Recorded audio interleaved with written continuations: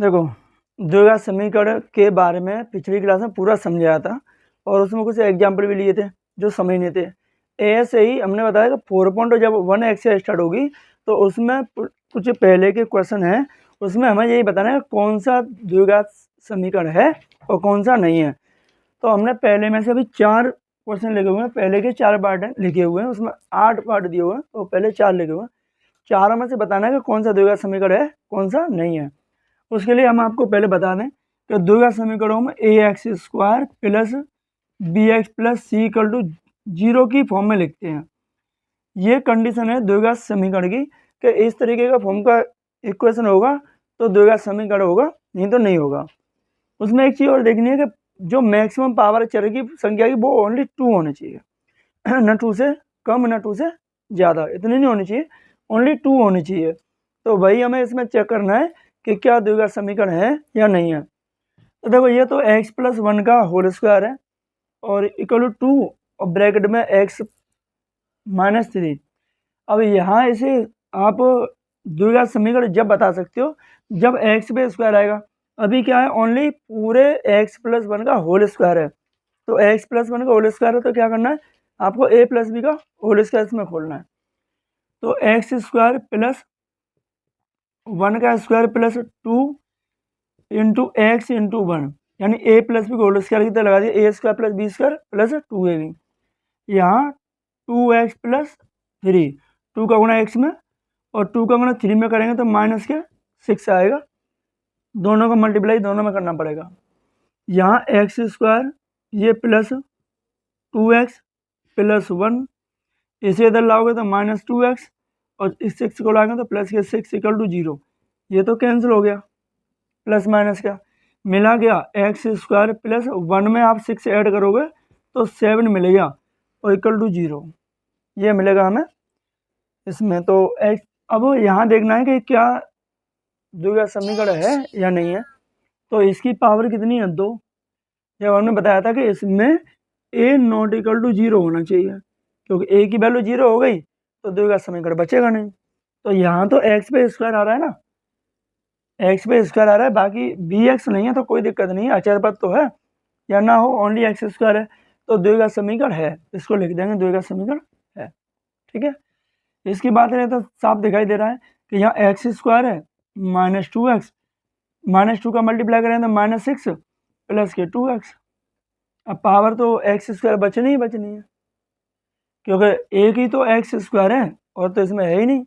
तो आप लिखोगे एक्स स्क्वायर माइनस 2x, 6 को इधर लाओगे तो प्लस के 6 और माइनस 2x इक्वल टू 0, यानी इक्वल टू के इधर ट्रांसफर करोगे तो उनके साइन है वो क्या होते हैं, चेंज हो जाते हैं, ये माइनस है प्लस और प्लस है वो माइनस।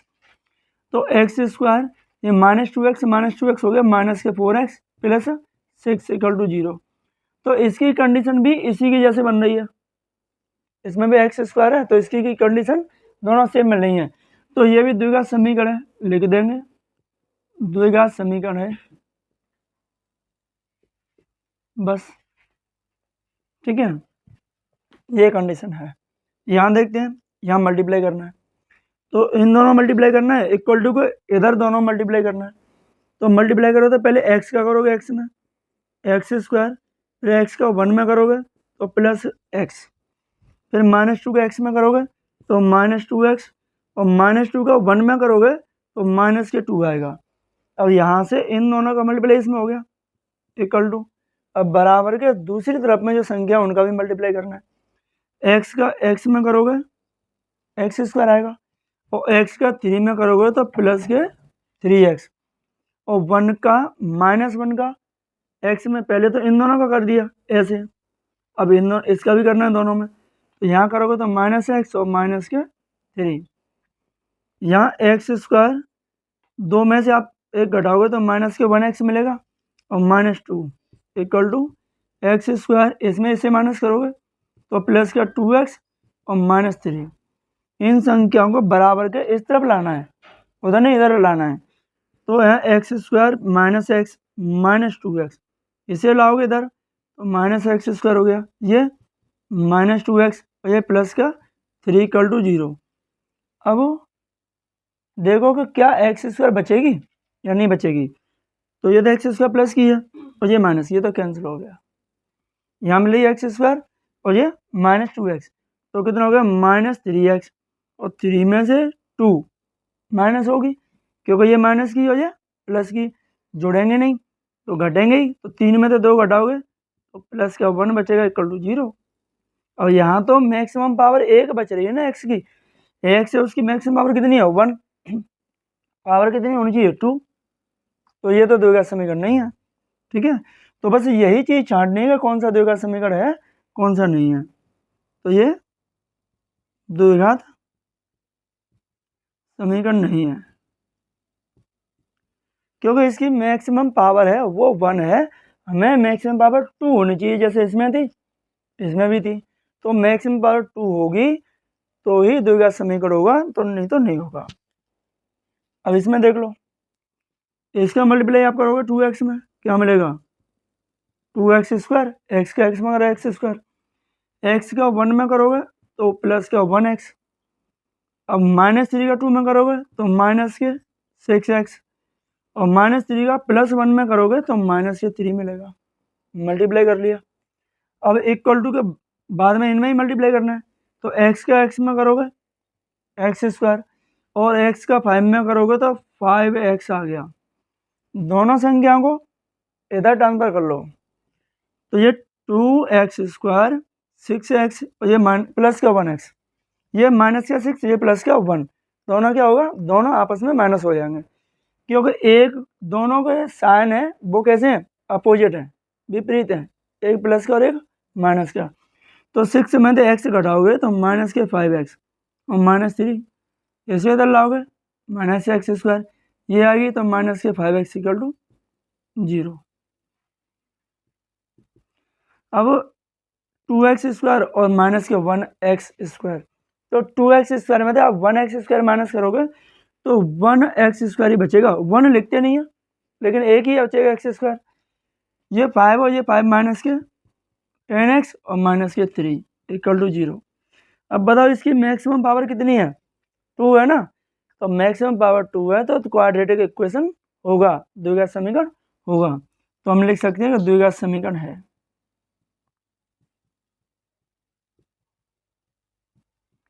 तो इस तरीके से हमें पहचानना है कि कौन सा द्विघात समीकरण है कौन सा नहीं है। ठीक है, तो इसके 4 और हैं, हमने 4 पार्ट करा दिए, इसके 4 पार्ट और हैं, तो देखते हैं फिर इनको भी।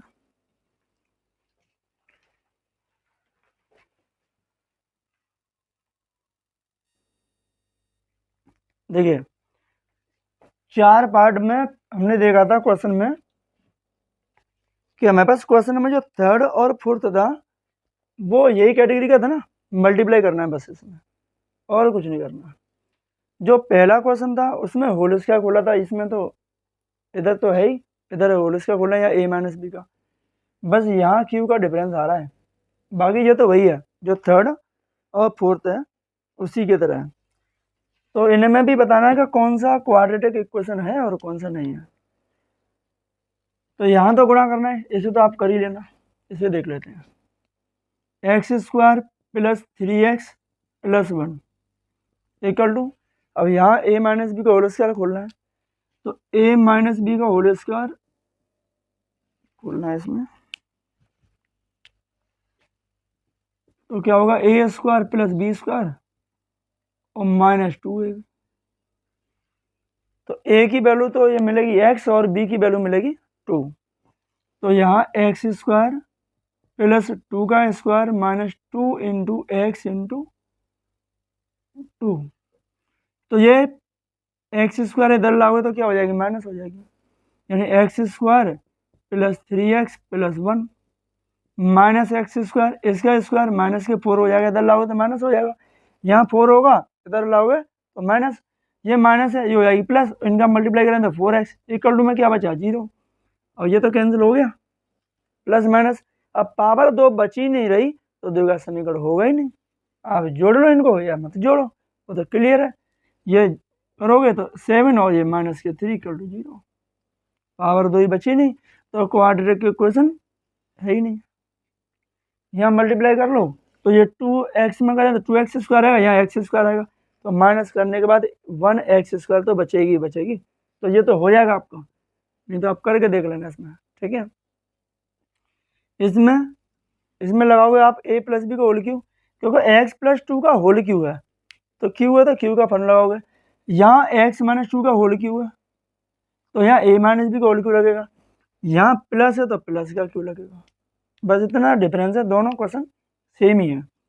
तो यहाँ आप लिख देते हैं पहले a प्लस बी का होल क्यू लिख देते हैं, तो a cube plus B cube plus 3ab और ब्रैकेट में a प्लस, ठीक है, ये फॉर्मूला है।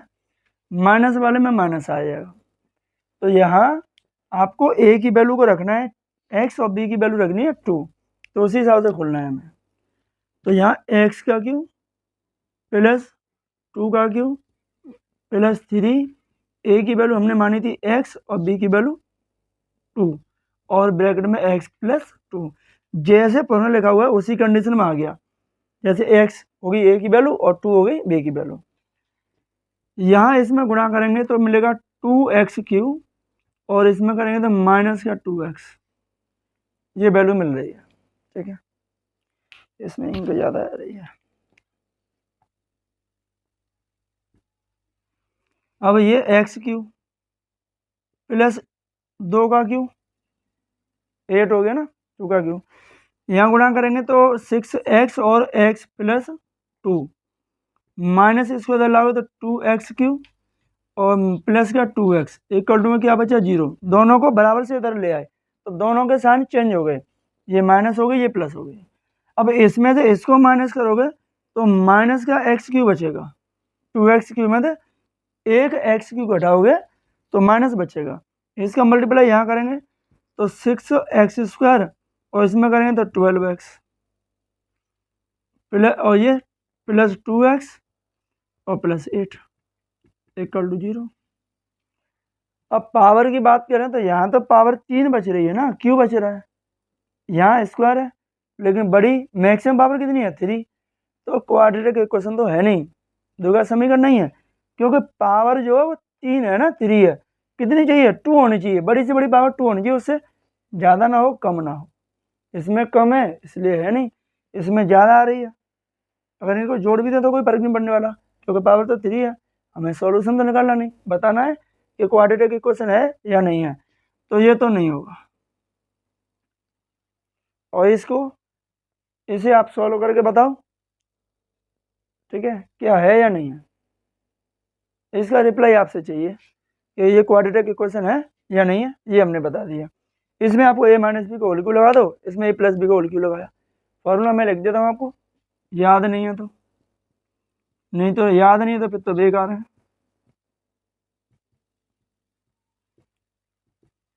फॉर्मूला तो याद होना चाहिए, तो क्लास 6 से ही पढ़ाई याद है, नहीं याद है तो फिर पढ़ाई छोड़ दो। तो ये बताने, इसके बाद में लैंग्वेज वाले क्वेश्चन है जो समीकरण बनाने हैं, लेकिन पूरा हल करके बताएंगे उनको जितना होगा। तो ये आपके पहले के 8 पार्ट हैं, तो ये हो गया।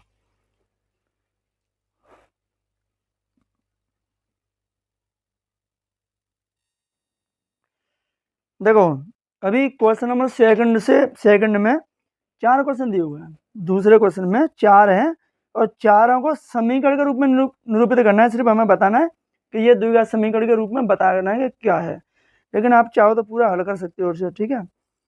तो इसमें दिया है पहला कि एक आयताकार भूखंड का क्षेत्रफल 528 मीटर स्क्वायर है, तो आयताकार भूखंड का क्षेत्रफल है ना, तो आयताकार कैसा होता है, जिसकी लंबाई चौड़ाई समान हो। अब आयताकार भूखंड कैसा हो गया, एक जमीन का टुकड़ा, आयताकार प्लॉट जिसकी लंबाई ज़्यादा होती है चौड़ाई कम, और आमने सामने की बजाय समांतर वो बराबर होती हैं, जैसे एक आयताकार बना लिया जाए ऐसे, तो ये वाली इसके बराबर होगी और ये वाली इसके बराबर होगी, समांतर भी होंगे और बराबर भी होंगे, तो लंबाई चौड़ाई होती है, तो ये होता है आयताकार, ठीक है। तो हमें इसमें लिखना है, दूसरे का फर्स्ट है, तो मान लेते हैं, माना जो क्षेत्र है आयताकार भूखंड का क्षेत्रफल दिया हुआ है 528 मीटर स्क्वायर, तो इसे क्षेत्र की लंबाई चौड़ाई के दोगुने से एक अधिक है। और जो आयताकार भूखंड है, यानी भूखंड मतलब एक प्लॉट टुकड़ा, तो उसकी जो लंबाई है वो चौड़ाई के दोगुने से 1 मीटर ज़्यादा है। तो हमें क्या मानना है? हमें मानना है आयताकार भूखंड की चौड़ाई, जो चौड़ाई है उसे मान लिया हमने x मीटर। अब क्या चाहिए? लंबाई चाहिए। तो यहाँ इसकी लंबाई क्या होगी? लंबाई होगी चौड़ाई के दुगने से, तो दुगना कर दो, x का दुगना 2x, और इसे एक ज़्यादा है तो 1 मीटर इसमें जोड़ दो, तो ये होगी इसकी लंबाई, दुगने से एक ज़्यादा। अब दिया है कि आयताकार भूखंड का क्षेत्रफल 528 मीटर स्क्वायर दिया है, 528 मीटर स्क्वायर। अब आयताकार भूखंड का क्षेत्रफल है, तो आयत का क्षेत्रफल क्या होता है? आयत का क्षेत्रफल होता है लंबाई इंटू चौड़ाई। किसके बराबर हो गया? 528 मीटर स्क्वायर के बराबर हो गया। आयत का क्षेत्रफल लंबाई इंटू चौड़ाई, तो क्षेत्रफल तो पहले दिया है, तो जो क्षेत्रफल दिया उसी के बराबर लिखा जाएगा। जिसका जो फॉर्मूला है वो ये हो गया, बराबर में तो ये लिखा हुआ है जो मैथ में दिया है, तो इसकी जगह क्या लिख दो? फॉर्मूला लिख दो, लंबाई इंटू चौड़ाई। और लंबाई कितनी है? लंबाई है 2x + 1 इंटू में चौड़ाई कितनी है? x, equal to 528 metre square. अब x का गुणा यहाँ करोगे तो 2x² + x, ऐसे इधर लाओगे तो माइनस के 528 इक्वल टू 0। तो मैथ के हिसाब से तो आंसर आपका यही है, क्योंकि द्विघात समीकरण के रूप में निरूपित करना था और वो हो गया। अब हमें इसके चाहो तो आप इस लंबाई चौड़ाई निकालें, तो लंबाई चौड़ाई निकालनी है तो अब इसका क्या करना है? गुणनखंड करना है। ठीक है, तो आप गुणनखंड करना चाहो तो कर लो, नहीं तो क्वेश्चन के हिसाब से तो आंसर यही होगा। ठीक है, तो ये है आपका इसका आंसर। तो ये हमें निरूपित करने थे किसमें?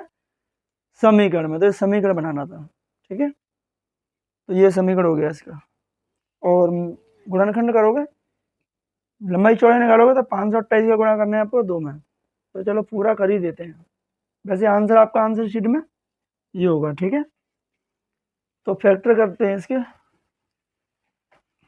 तो 528 का गुणा आप 2 में करोगे, मल्टीप्लाई करोगे तो कितना मिलेगा? 1056 आएगा। इसका गुणा आपको इसमें करना है, माइनस है तो घटा के आएगा, तो इसके फैक्टर कर लो आप। 2 से ये आएगा, फिर 2 से 2 का 2 दूनी 4, 2 छिक्के 12, 2 चौका 8, फिर 2 से 1 3 2, फिर 2 से 6 और 6, फिर 2 से डबल 3 है, तो ये मिलेगा 1 2 3 4 5, यानी 32 और ये 33, 33 और माइनस 32, ये हो जाएगा। तो 2x² प्लस यहाँ 33 में से 32 घटा दो, तो कितना मिल जाएगा? 1 आ जाएगा। और मल्टीप्लाई करेंगे दोनों का तो ये आएगा 1056, है ना। तो यहाँ 2x² प्लस 33x माइनस ये 32x माइनस 528। अब क्या करना है? कॉमन लेना है। तो इन दोनों में से क्या कॉमन आएगा? ओनली x आएगा, क्योंकि 2 का भाग तो दोनों में जाएगा नहीं, 3 का भाग इसमें जाएगा लेकिन इसमें नहीं जाएगा। दोनों में जिसका डिवाइडेशन हो सके तो वही कॉमन आएगा। तो इसमें से हम ओनली x कॉमन लेंगे, तो यहाँ मिलेगा 2x प्लस 33। अब ये संख्या यहाँ बच रही तो वही यहाँ बचनी चाहिए, तो यहाँ कितना कॉमन लगो? यहाँ लेंगे माइनस के 16, तो यहाँ मिलेगा 2x, इसका डिवाइड इसमें जाएगा, माइनस कॉमन लेंगे तो ये हो जाएगी प्लस, ये भी प्लस, यही प्लस। अब इसका डिवाइड इसमें करोगे तो 33 आ जाएगा, इक्वल टू 0। एक संख्या जो हो गई, एक जो हो गई, दोनों में क्या है? 2x प्लस 33 है, ये कॉमन ले लो, क्या मिला? x minus 16 equal to 0। अब बराबर में 0 हुआ तो जब इनके मूल निकालने हैं या शून्य के निकालने हैं तो दोनों के अलग अलग में 0 रखे जाएंगे, बराबर में दोनों के अलग अलग। 2x + 33 = 0, तो यहाँ से 2x = -33, तो x = मिलेगा -33/2। तो ये तो माइनस की आ रही है, जबकि किसी की भी लंबाई चौड़ाई माइनस में हो ही नहीं सकती। आप दूरी नापोगे तो दूरी तो कभी माइनस में हो ही नहीं सकती, है ना। दूरी है, स्पीड है, जो भी है, डिस्टेंस तो माइनस में लिया ही नहीं जाएगा, तो ये तो मान्य नहीं होगी। अब बची हमारे x - 16 = 0, तो x की इसको उधर भेजोगे तो क्या हो जाएगा, प्लस, x की वैल्यू प्लस आ गई, तो यही मान्य होगी। अब हमें आयताकार भूखंड की लंबाई चौड़ाई बतानी थी, तो यहाँ जो लंबाई है वो थी 2x + 1, ये, तो इसमें x की वैल्यू पुट करनी है, तो x की वैल्यू कितनी, 16, तो 2 × 16 + 1 कितना आएगा, 33 आ जाएगा। दोनों को ऐड करेंगे तो इसका मल्टीप्लाई 32 और +1, और जो चौड़ाई थी, जो चौड़ाई मानी थी हमने x की वैल्यू 16 मीटर है, तो यही आपके आंसर है। इसके गुणनखंड फैक्टर करोगे तो लंबाई चौड़ाई तो इतनी है। आप चेक करना तो चेक कर लो, उसमें दिया है कि आयताकार भूखंड की जो लंबाई है वो चौड़ाई के दुगुने से एक ज़्यादा है। अगर ऐसा होता है तो आपका एक जो क्वेश्चन है वो एक्यूरेट हो जाएगा। तो देखिए, जो चौड़ाई है वो 16 है, इसका दुगुना करो कितना, 32, उसमें एक ऐड कर दो, 33 हो जाएगा, तो दुगुने से एक ज़्यादा हो गया। तो बस ये है क्लियर इसका आंसर। तो वैसे क्वाड्रेटिक इक्वेशन में पूरा क्वेश्चन यही इसी तरीके से पूछा जाएगा, पेपर में समीकरण बनाने नहीं आएगा, लेकिन आपकी बुक में यहाँ तक दिया है इसका आंसर कि ये हमें एक समीकरण बनाना है, तो इसका आंसर तो यहीं तक है बस आपके पास, ठीक है। बाकी सोलो इसलिए कर दिया क्योंकि आप सीख जाओ, लैंग्वेज वाले क्वेश्चन बहुत देर में समझ में आते हैं बच्चे के, इसलिए फोकस पूरा होना चाहिए। लिख लो, नोट कर लो इसको।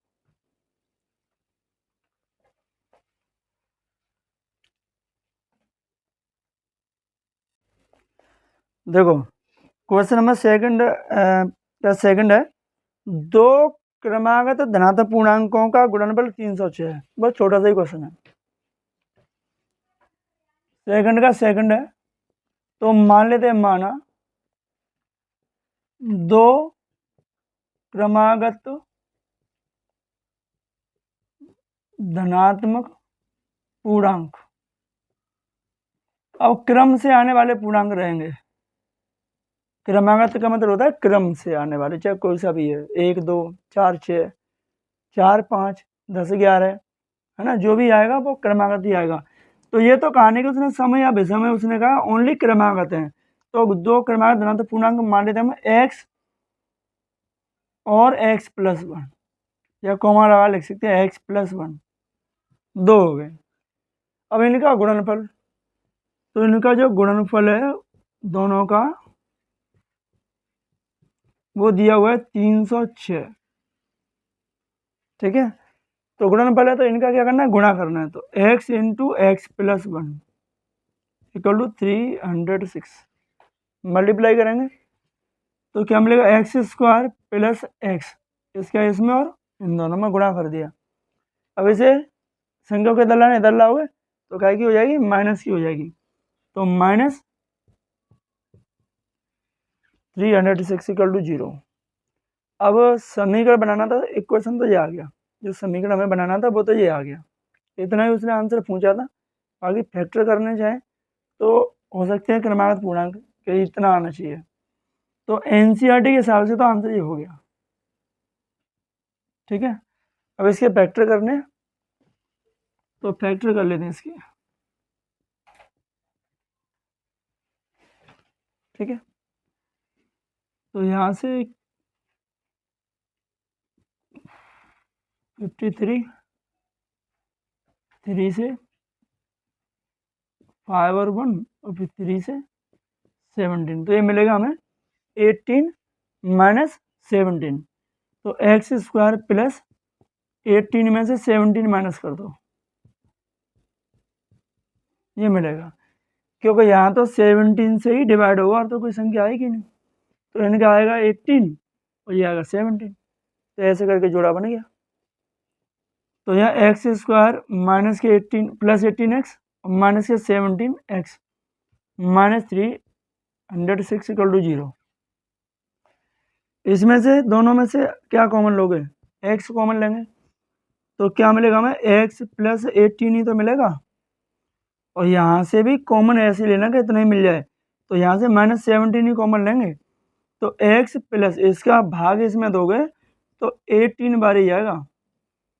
अब एक संख्या जी होगा, एक संख्या जी होगा, तो दोनों में से x प्लस 18 कॉमन लेंगे तो x माइनस 17 मिलेगा इक्वल टू 0। अब दोनों के इक्वल में बराबर है 0 रखना है, तो क्या रखोगे? x प्लस 18 इक्वल टू 0, तो x की वैल्यू मिलेगा माइनस के 18 और x माइनस 17 इक्वल टू 0, तो x की वैल्यू क्या मिलेगा? 17। अब उसने पूछा था धनात्मक पूर्णांक यानी पॉजिटिव इंटीजर, माइनस नहीं होना चाहिए, ओनली प्लस होना चाहिए, तो ये वाली तो मान्य नहीं होगी।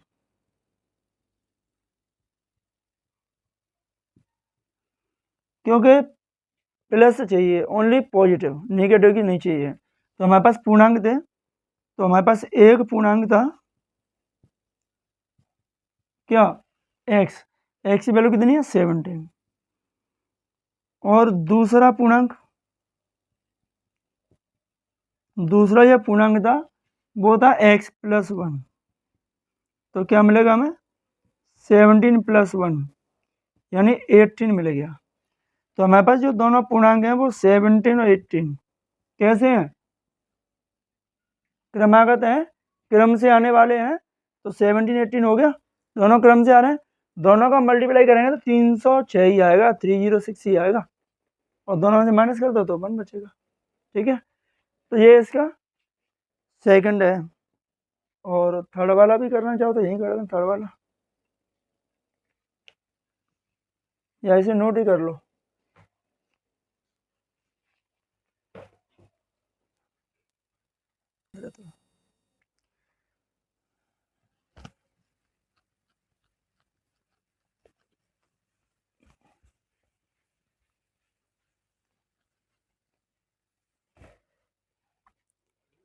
अब इसका जो थर्ड क्वेश्चन है उसमें थोड़ा ध्यान देना, ठीक है। थर्ड और फोर्थ वाला जो क्वेश्चन है वो ठीक है, मोस्ट भी है, थोड़ा सा उसी हिसाब से क्वेश्चन आ जाता है। थर्ड है, रोहन की माँ उससे 26 वर्ष बड़ी है। अब वो पहले रोहन की माँ रोहन से 26 वर्ष बड़ी है, तो जब भी आयु वाले क्वेश्चनों की बात आती है तो सबसे पहले हम वर्तमान आयु मानते हैं। हमेशा किसी की भी आयु माननी है वो वर्तमान आयु माननी है। तो इसमें हमें क्या करना है कि मान लेते हैं माना रोहन की वर्तमान आयु कितनी होगी? x वर्ष। यानी जो भी आयु हमें माननी है वो कैसी मानेंगे? प्रेजेंट, वर्तमान में। अब रोहन की माँ उससे 26 वर्ष बड़ी है, तो रोहन से 26 वर्ष बड़ी है, तो यहाँ लिख दो रोहन की माँ की आयु, माँ की वर्तमान आयु यानी x प्लस 26 जोड़ दो, रोहन की आयु में 26 जोड़ दो, तो उसकी माँ उससे 26 वर्ष बड़ी हो जाएगी। फिर कह रहा है कि उनकी आयु का गुणनफल अब से 3 वर्ष बाद 360 हो जाएगा। कब से? और जो प्रेजेंट में है उससे 3 वर्ष बाद उनकी आयु का गुणनफल। तो यहाँ हम लिखेंगे पहले 3 वर्ष बाद। 3 वर्ष बाद का मतलब प्रेजेंट में आयु है उससे 3 साल और आगे की जितनी कितनी आयु होगी वो। तो 3 साल बाद रोहन की कितनी आयु होगी? तो रोहन की आयु कितनी होगी? तो पहले तो रोहन की आयु है कितनी? x, और 3 साल बाद होगी x प्लस 3, 3 जोड़ दो, तो 3 वर्ष आगे की बतानी है तो 3 उसमें जोड़ दो। तो जब रोहन की आयु भी 3 साल बढ़ेगी तो 3 साल माँ की आयु भी बढ़ेगी। ऐसा तो है नहीं कि समय एक की व्यक्ति के लिए चले, सबके लिए बराबर है। तो यहाँ उसकी माँ की आयु, जो माँ की आयु है वो पहले थी x प्लस 26, 3 ऐड और कर दो तो कितना होगा? x प्लस 29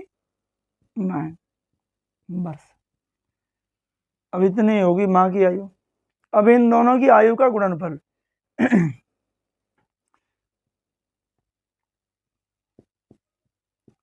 तो दोनों की आयु का गुणनफल है वो 360 डिग्री वो दिया हुआ है गुणनफल।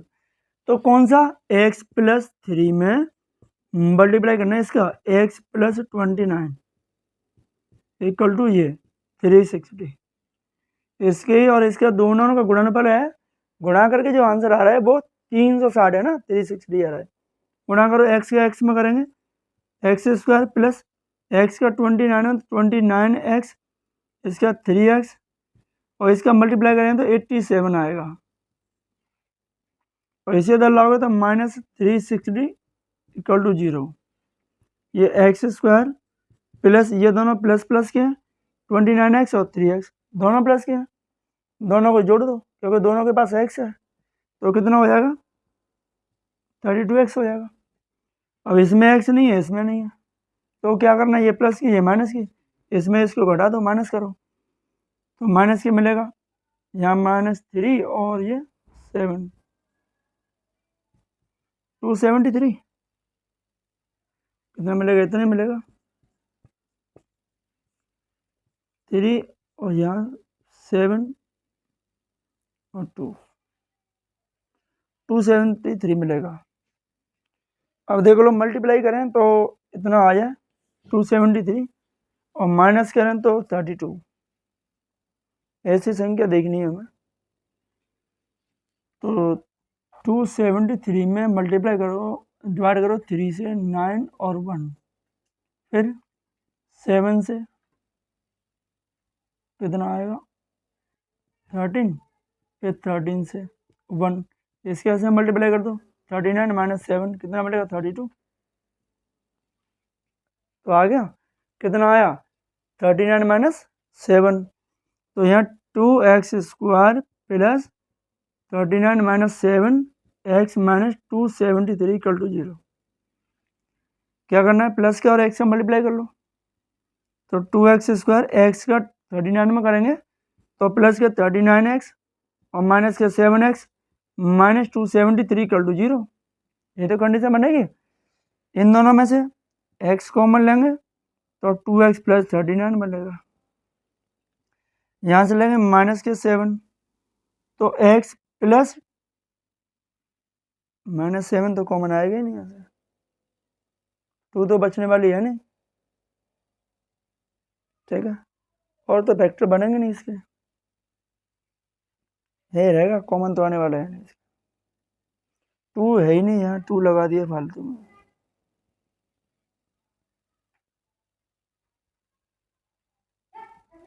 x लेंगे ना 2 लगा दिया, 2 तो है ही नहीं इसमें, तो यहाँ से 39 इक्वल टू 0 ये कंडीशन आएगी, ठीक है।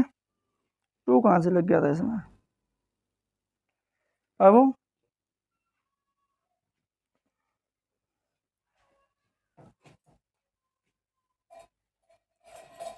x प्लस 39 कॉमन लेंगे तो x minus 7 equal to 0, X plus 39 common लिया तो x माइनस 7 मिलेगा। अब दोनों के इक्वल में 0 रख लो, इक्वल टू 0, तो x इक्वल टू माइनस के 39, ये तो मान्य नहीं होगी क्यों, किसी की उम्र आयु है वो माइनस में तो हो ही नहीं सकती, क्या आएगी पॉजिटिव, तो x माइनस 7 इक्वल टू 0, तो x इक्वल टू क्या आएगा प्लस का 7। अब आयु रोहन की और उसकी माँ की, तो यहाँ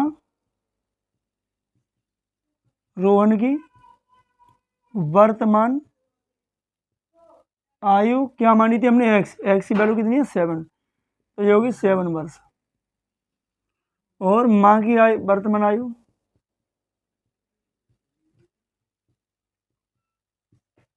उसकी माँ की वर्तमान जो आयु है वो है x प्लस 26 है ना, तो क्या लिखेंगे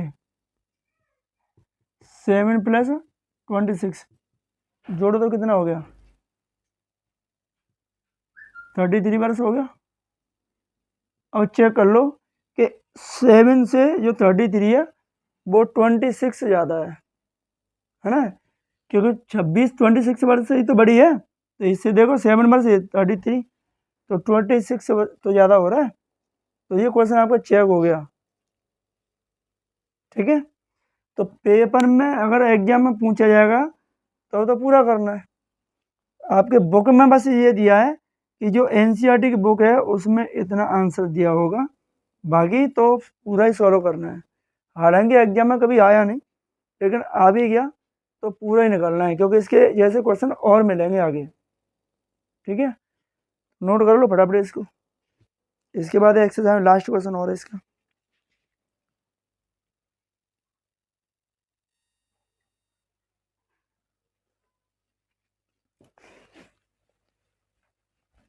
इसका लास्ट क्वेश्चन और है एक्सरसाइज का।